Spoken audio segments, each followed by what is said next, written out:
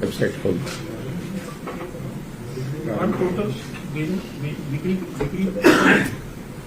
बिक्री नहीं कहना चाहिए, ऐसा लग रहा है जैसे वो मुख्यमंत्री को मार दो, ऐसा किस तरीका मीनिंग ही कर रहा है।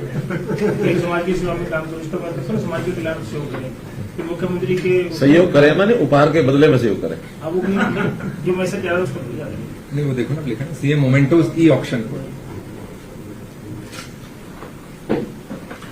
तो इसमें सर लाइव ऑक्शन हम एक आधा दिन में शुरू कर सकते हैं, जैसे आपकी कुछ कर भी रखिए। ऐसे प्रयोग के रूप में मेरे एक साथी ने इसमें कंट्रीब्यूशन करके लिया भी है टेस्ट करने के लिए। मैंने कहा एक बार पहले टेस्ट करके देख लो, ये अच्छा है। ये सारे सर अभी लाइव है ऑप्शन। टेस्ट कितने को बाहर होंगे? सैकड़ों से भी ज्यादा, हजारों हो गए होंगे। तो 8-10 कमरे भरे पड़े हैं, गिने ही नहीं है कभी। ऊपर ही होगा सर जी। हाँ, ओपन की वरना पता क्या होगा, इसलिए ओपन तो करना ही पड़ेगा। और इसमें ये भी करें कि बिड सबमिट करके हम डिलीवरी यहाँ से हम करा लेंगे उस एड्रेस में, तो डिलीवरी भी होम डिलीवरी हो जाएगी। तो इसका सर क्या रिजर्व प्राइस वगैरह रखा है। देखिए ना, base donation 11,000। It's not price, it's donation. Sir online प्रतियोगिता में जैसे छूट फूट होती है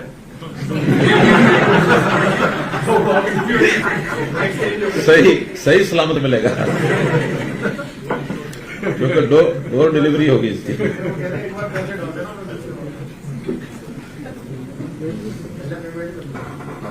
केवल सर इसमें सर केवल ये मोमेंटो ही रहेगी या ड्रेसेस वगैरह जो पहनते हैं उनको भी होगा? अब मैं माननीय मुख्यमंत्री महोदय जी से उनके संबोधन के लिए अनुरोध करता हूं। मित्रों, सबसे पहले तो आज का दिन कुछ बातों को लेकर के विशेष दिन है।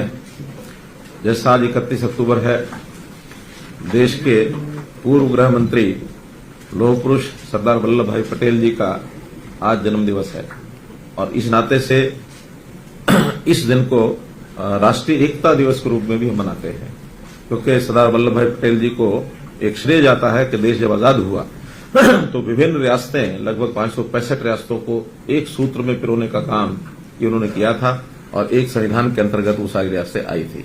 देश की एकता और अखंडता का बहुत बड़ा काम उनके द्वारा किया गया था।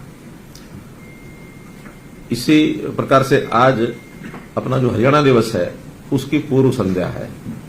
वैसे तो सामान्यतः 1 नवंबर को ही मैं कोई ना कोई प्रेस या कोई कार्यक्रम किया करता रहा, पिछले दिनों में किया है हमने, लेकिन कल का थोड़ा व्यस्तता ज्यादा होने के कारण से हमने कहा आज ही आपसे इस हरियाणा दिवस के नाते से शेयर कर लिया जाए। तो हरियाणा बने हुए आज कितने हो गए, 56 वर्ष हो गए। 56 वर्ष पूरे हुए हैं। कल 57वां एक प्रकार से जो स्थापना दिवस है वो हरियाणा का 1 नवंबर को होगा। और मैं इसमें इतना ही कहना चाहूंगा कि लगातार हम लोग देख रहे हैं जिस हरियाणा के बारे में ये कहा जाता रहा है कि हरियाणा शायद टिक पाएगा कि नहीं टिक पाएगा, हरियाणा अस्तित्व में रह पाएगा कि नहीं रह पाएगा, जो 66 में शंकाएं पैदा की गई थी, उस हरियाणा निर्माण में, हरियाणा के नव निर्माण में सभी सरकारों ने कम ज्यादा योगदान किया है, और आज हरियाणा अपने एक ऐसे स्थान पर पहुंचा है कि देश के अग्रणी राज्यों में हरियाणा का स्थान है। चाहे हमारी आर्थिक स्थिति हो, चाहे हमारे औद्योगिक क्षेत्र के अंदर हमारी प्रगति हो, चाहे हमने जो समाज को व्यवस्थाएं दी हैं, सर्विसेज दी हैं, उनका एक ease of living, ease of doing business, ये सारे पैरामीटर्स हों, उसमें आज हरियाणा कहीं आगे है। न केवल देश में हमारी चर्चा है बल्कि विदेशों में भी बहुत विषयों में हमारी चर्चा है। उन उपलब्धियों का जिक्र करते समय एक जरूर मैं करूंगा कि 48 साल भी हरियाणा ऐसा नहीं है कि बिल्कुल कोई स्टैंड स्टिल रहा है। हरियाणा ने काम किया, पिछली सरकारों ने, हर सरकार ने कुछ न कुछ काम किया, लेकिन अगर मैं तुलना करता हूं 48 साल की और 8 साल की, क्योंकि संयोग से एक और भी इस समय हमको स्मरण बात आ रही होगी कि हमारे 8 साल का कार्यकाल भी 27 अक्टूबर को 3 दिन पहले पूरा हुआ है। तो ये 9वां वर्ष शुरू हो गया है। इस टर्म के भी 2 वर्ष हैं, और आप सब लोगों की शुभकामनाएं रहेंगी तो निश्चित रूप से तीसरी टर्म में भी आगे बढ़ेंगे। क्योंकि मैं लगातार अब ये कहता आ रहा हूं कि नरेंद्र मोदी जी की सरकार बनने के बाद अब देश में भारतीय जनता पार्टी की जहां एक बार सरकार बनती है तो बार बार बनती है, तो जो बार बार बनेगी तो तीसरी बार भी हरियाणा में हम लोग आएंगे, ऐसा हमारा विश्वास है। आपकी शुभकामनाएं चाहिए, निश्चित रूप से हम आगे बढ़ेंगे। एक दुखद घटना की भी चर्चा करना चाहूंगा जिसका बहुत कष्ट हुआ है, जो कल ही गुजरात में नदी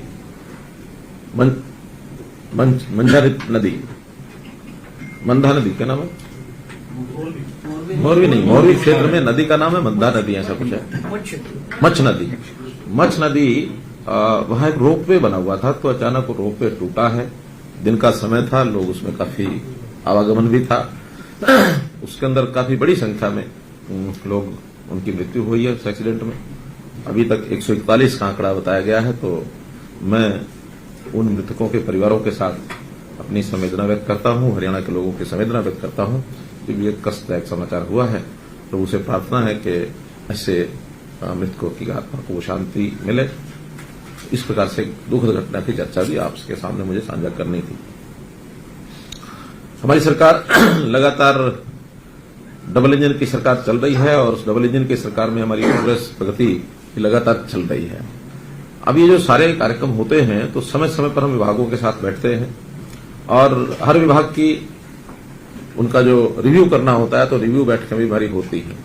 लेकिन जैसा आज जिस पोर्टल की चर्चा की जा रही है सीएम डैशबोर्ड की, उस सीएम डैशबोर्ड की जो आवश्यकता पड़ी वो इसलिए आवश्यकता पड़ी है कि इतने समय होता नहीं है बैठकों में लगातार हम उनका रिव्यू करें और एक बार रिव्यू होता तो फिर कई बार महीनों बाद फिर जाकर के रिव्यू होता है। तो हर एक विभाग को ये कहा कि वो अपना डैशबोर्ड के साथ लिंक कर दें उनकी जो डे टू डे की सब एक्टिविटीज, क्योंकि ये जितने भी डैशबोर्ड्स बने हुए अलग अलग, उन सब डैशबोर्ड का क्या बोलते हैं एपीआई को एक ही डैशबोर्ड के साथ जोड़ करके जिस विभाग को जब देखना हो तो उसको उसी समय देखा जा सकता है। इसकी आवश्यकता महसूस हुई थी, तो इस नाते से एक अलग से हमने सीएम आवास पर एक स्थान भी बनाया है। कभी एक आध बार उस स्थान पर आपको भी सारा वो जैसा आज देखा है तो विस्तृत रूप से कुछ जानकारियां देनी होंगी, कुछ दी जाएंगी। वहां पर जब चाहे किसी विभाग की जानकारी ली जा सकती है और इस जानकारी लेने में विभाग के अधिकारियों की जरूरत नहीं होती। जब भी चाहेंगे क्लिक करेंगे, उसका रियल डाटा वो दिखा जा सकता है। तो उसकी मॉनिटरिंग करना इन एब्सेंसिया यानी विभाग की अनुपस्थिति में भी मॉनिटर करना वो की जा सकती है और उसमें जब भी किसी प्रकार की आवश्यकता पड़ेगी तो विभाग को तुरंत उसका मैसेज भी दिया जा सकता है और इसकी ट्रैकिंग जो है वो लगातार की जा सकती है। प्रगति कैसे कैसे उसका ग्राफ है प्रोग्रेस का, इसको भी मॉनिटर किया जा सकता है। क्या रेगुलर प्रोग्रेस है कि नहीं है, टाइमलाइंस ये मीट आउट हो रही कि नहीं हो रही है। कई बार विभाग के लोग बता देते हैं कि ये काम हम अमुक तारीख तक करेंगे। अब अमुक तारीख आ गई, हुआ कि नहीं हुआ उसकी जानकारी हमें भी महीनों बाद ही लेनी पड़ती है कि हाँ उस दिन तक हो गया था कि नहीं हो गया था, और कई बार तो उस दिन भी नहीं होता, फिर नई तारीख तय हो जाती है। तो अब ये थोड़ा आर्टिफिशियल इंटेलिजेंस के माध्यम से ये भी जानकारी मिलेगी कि किस विभाग ने कौन सी टारगेट तय किया था डेट का और कितने टारगेटेड डेट के ऊपर कंप्लीट हुए, कितने डिफॉल्ट हुए तो डिले कितने दिन का हुआ। ये जानकारियां एक प्रकार से गुड गवर्नेंस के नाते इस सीएम डैशबोर्ड पोर्टल का बहुत बड़ा हमको लाभ होने वाला है। निरंतर जो है उसकी कार्य की प्रगति ये हमको उसमें मिलती रहेगी। इसी प्रकार जो दूसरे पोर्टल के बारे में भी बताया गया है उसका हेतु एक नहीं कई हेतु है। पहली बात तो ये कि इस प्रकार की जो भेंट मिलती है, जितने भी जहां हम जाते हैं हर व्यक्ति अपनी खुशी से प्रसन्नता से या हो सकता है वहां अपने नाम के नाते से भी मैंने मुख्यमंत्री को ये दिया, यानी उसका कोई आवश्यकता के साथ संबंध नहीं है कि मेरी कोई आवश्यकता है इसलिए मुझे मिल रहा है। या कुछ चीजें डेकोरेशन के लिए भी मिलती हैं, कुछ लोग उसमें अपने फोटो खिंचाने के लिए भी शायद हमारे पास आकर के देके जाते होंगे। पर्पज कोई भी हो, लेकिन ऐसी चीजों का भी समाज हित में कोई उपयोग हो सकता है कि नहीं हो सकता। अब इसका कोई कॉस्ट के नाते कोई अंतर नहीं पड़ता। कॉस्ट ठीक है, वो कोई 10 रुपए की चीज होगी, कोई 100 रुपए की होगी, कोई 1000 रुपए की होगी, कोई 10,000 की होगी। कोशिश मेरी रहती है कि मैं ज्यादा कॉस्टली इस प्रकार की भेंट नहीं लेता, लेकिन कभी कभी तो हमें नहीं पता लगता कि ये कितने की है। एक पेन मुझे कोई दे करके गए तो मुझे तो पता नहीं था पेन किस कंपनी का क्या है, इतना कभी ध्यान नहीं रखा। उसका आकर के हमने वेबसाइट पर अपने साथियों का भी देखो तो सही, तो वो 1 लाख रुपए का पेन, यानी 1-1 लाख रुपए का पेन, आंखें खुली रह जाती हैं कि पेन भी 1 लाख का होता है क्या। तब मुझे बताया गया कि पेन तो 10-10 लाख रुपए के भी हैं, घड़ियां 20-20 लाख रुपए की हैं, लेकिन मेरा उससे परहेज रहता है एकदम। मान लो कोई अचानक आ भी जाए, गलती से भी आ जाए, तो फिर अपने पास रखने की बजाय उसको किसी को भी भेंट करके और बदले में कोई डोनेशन उससे प्राप्त करके क्या समाज के काम में नहीं लगाया जा सकता। अब उसका हमारा मन भी उसमें ठीक हो गया कि हमने कोई महंगी भेंट अपने लिए उपयोग नहीं की, और उसका भी, सामने वाले को भी मन को कष्ट नहीं हुआ, उसने दे करके संतोष कर लिया। बाद में जब उसको ही पता लगेगा कि हाँ इसी भेंट के बदले में और किसी कोष में 2-4-5 लाख रुपया आ गया है, तो संतोष भी हो सकता है, अगले को भी अच्छा लगेगा। ऐसा एक ये सारा शुरू किया है। वैसे कोई पहली बार हम शुरू करा ऐसा नहीं है। सामान्यतः प्रधानमंत्री जी के बारे में भी आपने देखा कि इस प्रकार की सारी जितनी भी उनकी भेंट होती है वो साल में 1 बार 2 बार उसका ऑप्शन लगाते हैं। हमने इसको शुरू किया है, और डिस्प्ले के नाते जो सीएम हाउस में एक लाइब्रेरी बनाई है, उस लाइब्रेरी में जब भी कभी आप सीएम हाउस जाएं तो उस लाइब्रेरी में जरूर होकर के आएं। बल्कि आज ही मेरे मन में विचार आया है कि उस लाइब्रेरी के जो मेंबरशिप है वो अभी तक हमने सब विधायकों को और क्लास 1 के जो ऑल इंडिया सर्विस के अधिकारी हैं अभी उनको दी है। मेरा सुझाव ये रहेगा कि पत्रकारों को भी मेंबरशिप दे दें। कभी भी आप वहां जाए पुस्तक को वहां बैठ के भी पढ़ सकते हैं, ला भी सकते हैं उसको, और समय पर उसको वापस भी जमा कराने का जरूर कष्ट करेंगे। कारण क्या है कि एक पुस्तक एक जगह जाके रुके नहीं, ज्ञान का ये जो भंडार है ये चलता रहना चाहिए, तो इसलिए उन पुस्तकों का लाभ हम ले सकते हैं। बहुत लोग भेंट में पुस्तकें भी देते हैं। मेरा ख्याल मेरे पास कुछ नहीं हो तो 3,500-4 हजार पुस्तकें ऐसी मुझे इन दिनों में इकट्ठी हुई है। और भी लोग अब पुस्तकें जब से वो बनी है लाइब्रेरी, जिनके पास भेंट आती है वो भी देके जा रहे हैं। हमारी पुस्तक भी आप यहीं रखिए, उसका इंडेक्स बना है, उसके नाते से हम उसका उपयोग कर सकते हैं। ज्ञानवर्धन के नाते बहुत आवश्यक रहेगा। शाहबाद की सरकारी चीनी मिल जो है उसमें भी ऐसे लेते हैं तो 24 ऐसे उद्योग हैं जिन्होंने ऊर्जा खपत के लिए पराली का उपयोग करने के लिए अपनी सहमति व्यक्त की है।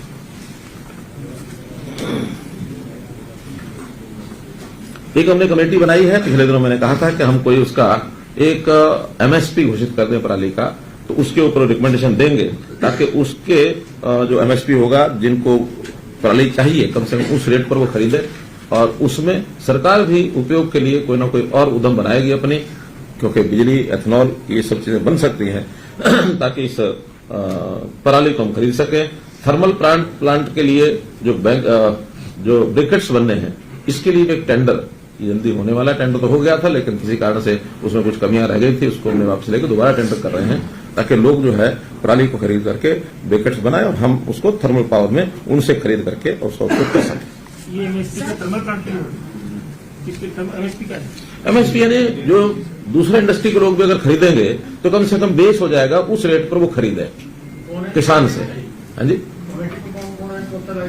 हमारे एक तो यूनिवर्सिटी के लोग लगाए हैं, साइंटिस्ट 3 लोग लगाए हैं। कौन कौन के लगाए हैं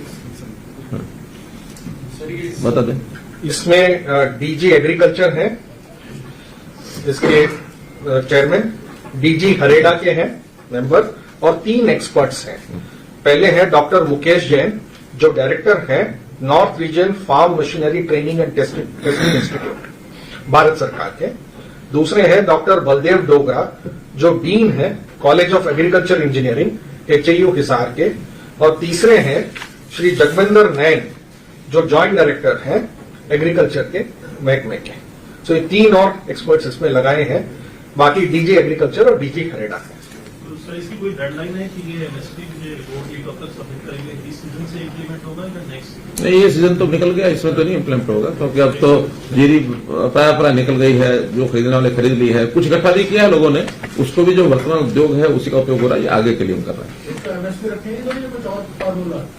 तो वो जैसा सुझाव देगी कमेटी, मैंने अपने आप में जरूर कहा कि उसका एक एमएसपी बनना चाहिए, लेकिन कमेटी की क्या रिपोर्ट आएगी, कमेटी तो पराली का किस प्रकार से प्रयोग उपयोग वो टोटल के बारे में बताएगी।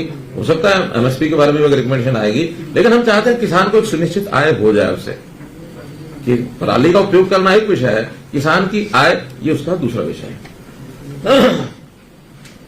इसी प्रकार एक मैं धन्यवाद हमारे सफाई कर्मचारियों का करना चाहूंगा कि एक कुछ दिनों से उनकी स्ट्राइक चल रही थी, हालांकि समय उचित नहीं था, दीपावली का समय, हमारी उनसे बातचीत हुई, ये समय आपने अच्छा नहीं छांटा, फिर भी अब जिसकी आवश्यकता होती है अपने हिसाब से करता है। कुछ मांगे उनकी थी, हमारे मंत्री महोदय, हमारे डिपार्टमेंट सबने मिल करके और उससे को ठीक कर दिया है। एक जो थोड़ा सा असुखद सा समय चल रहा था वो ठीक हो गया। इन 2-3 दिनों में सारा सफाई का जो पूरा अभियान है वो पूरा चला देंगे। 5 और 6 नवंबर 2 दिन सीईटी की परीक्षा, कॉमन एलिजिबिलिटी टेस्ट, एक बहुत बड़ा ये भी एक प्रोजेक्ट है हमारा।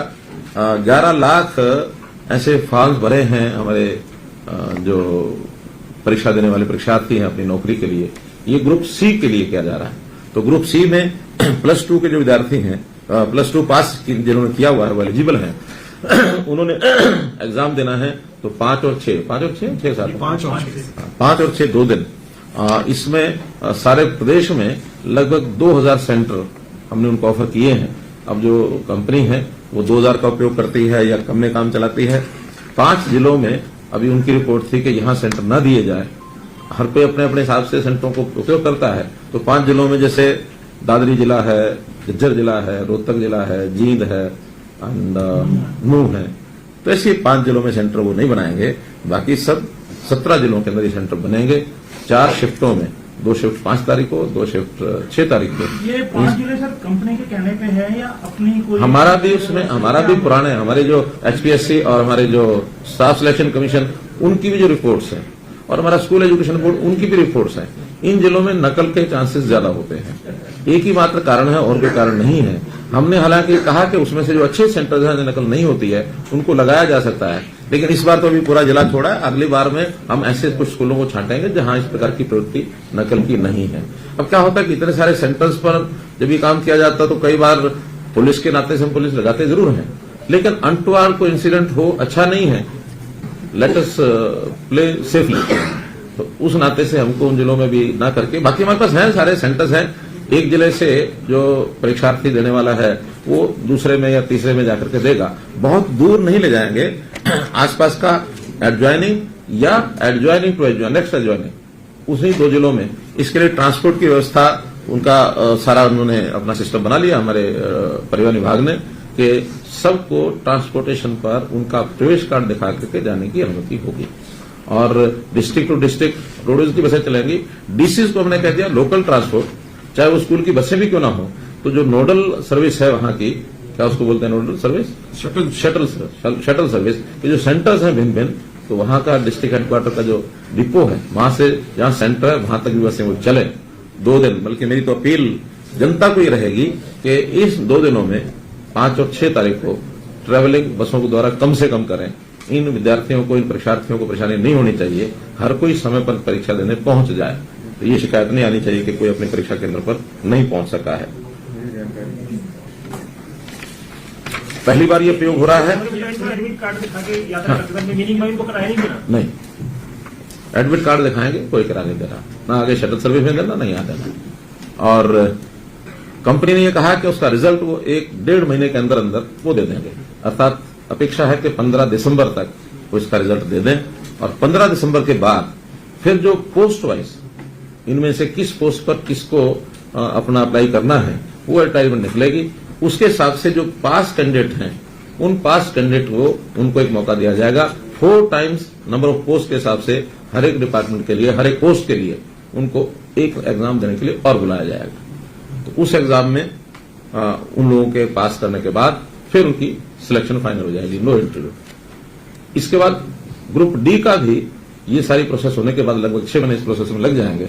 फिर ग्रुप डी का एक और एग्जाम इसी प्रकार से लिया जाएगा। उसमें कोई दूसरा एग्जाम नहीं होगा, केवल मेरिट के आधार पर जो प्रायोरिटी उन्होंने डिपार्टमेंट की दी हुई होगी, उस डिपार्टमेंट की प्रायोरिटी के हिसाब से जो ऊपर के जो मेरिट के टॉप के जो लोग हैं, as per number of seats, उनको सिलेक्शन कार्ड दे दिया जाएगा। इस प्रकार का ये कार्यक्रम। प्रदेश के लिए भर्ती होंगी हाँ जी, इसमें जो लाखों बच्चे इसमें लेंगे, उसमें कितनी भर्तियां हमारे प्रदेश के बच्चों के लिए? नहीं, ऐसा कोई इसमें कोई वो रिजर्वेशन नहीं है। हाँ, ऐसा नहीं है। जो जिन्होंने फार्म भर दिए हैं, 11 लाख ने फार्म भरे हैं। हाँ, तो 11 लाख से ऊपर लोगों ने फार्म भरे हैं, और उसमें जो हाईएस्ट मार्क्स के होंगे, उन हाईएस्ट मार्क्स के लोगों को अगले जो नंबर ऑफ सीट्स होंगी उन सीट्स के हिसाब से उनसे फिर वो एक ऑप्शन ली जाएंगी और उस ऑप्शन में जो आएंगे जितनी सीटें हैं 4 टाइम्स का उसमें एग्जाम दिया जाएगा। ये तो हमारा ग्रुप सी का है, ग्रुप डी का हम अगले साल लेंगे। 6 महीने बाद। हमने ये भी कहा था कि ग्रुप सी का सीईटी भी हर साल होगा। हाँ, हर साल होगा, ये भी हर साल होगा, वो भी हर साल होगा, लेकिन 2 बार होगा। अब इसमें इस बार पहले ग्रुप सी का कर रहे हैं, बाद में डी का करेंगे। दोनों एग्जाम लेने के बाद अगली बार फिर तय भी कर सकते हैं कि इसको पलट भी सकते हैं, पहले ग्रुप डी का ले लेंगे फिर सी का ले लेंगे। लेकिन अब सी वालों में जो +2 होते हैं वो सभी भरते हैं और सी वाले में तो दोनों भर सकते हैं, दोनों +2 के भर सकते हैं। डी में दोनों भर सकते हैं, डी में तो 10वीं पास भी होगा और +2 भी होगा और उससे ऊपर के भी सब लोग होंगे। तो बहुत से लोग कॉमन भी हैं जिन्होंने सी भी भरा है, डी भी भरा है। तो आज जो सी वाले हैं वो तो सब जाएंगे, बाद में जो डी वाले हैं उन्हीं का एग्जाम उसमें भी लिया जाएगा। सर ग्रुप सी में इंटरव्यू होगा? नहीं, इंटरव्यू नहीं होगा, न सी में होगा न डी में होगा। थोड़ा सा क्लैरिफाई करो, ग्रुप सी में जो अब पेपर पास करेगा, जब ग्रुप डी की भर्ती होगी तो ग्रुप डी का सीईटी जो होगा वो उसको बैठना पड़ेगा ना? हाँ, बैठना पड़ेगा। तो ग्रुप डी का ही टेस्ट उसको पास करना हाँ, पड़ेगा। हाँ। जो अगर ग्रुप सी का भी वो पेपर दे रहा है, पास हो या ना हो, अगर उसने डी का भी देना है तो डी का एग्जाम दे सकता है। लेकिन डी का एग्जाम वाले ही डी में नौकरी में जाएंगे, सी वाले डी में नहीं जाएंगे, डी वाले सी में नहीं जाएंगे। एग्जाम दोनों का अपना अपना होगा। वो 3 वर्ष तक इसी फीस में जितने एग्जाम देने सारे दे सकता है। किसी ने इंप्रूव भी करना है, मानो इस बार नहीं वो पास हो सका या उसके अंक कम रह गए, 4 टाइम्स में भी उसकी बारी अगले एग्जाम उसके लिए पोस्ट के लिए नहीं आई, if he wants to improve it, वो इम्प्रूव कर सकता है। 3 साल 3 साल के बाद अगर फिर कोई देना चाहेगा तो उसको दोबारा से अपना फॉर्म भर के फीस देनी पड़ेगी। 3 चांस मिलेंगे, मतलब 3 चांस मिलेंगे। 3 चांस नहीं, 3 ग्रुप डी के, 3 ग्रुप सी के, हाँ जो भी, और उसके बाद इम्प्रूवमेंट के, वो चाहे अच्छे महीने बैठता रहे। इसमें रिजर्वेशन रहेगी? जो हाँ, इसमें स्टेट की नहीं है, लेकिन बाकी रिजर्वेशन जितने भी हैं वो सब होंगी। SC की है, BC की है, या वो जो हमारे स्पोर्ट्स कोटा है, सबकी मेरिट अलग वो अलग अलग होगी। हाँ। सर एक एनवायरमेंट से रिलेटेड अभी आपका और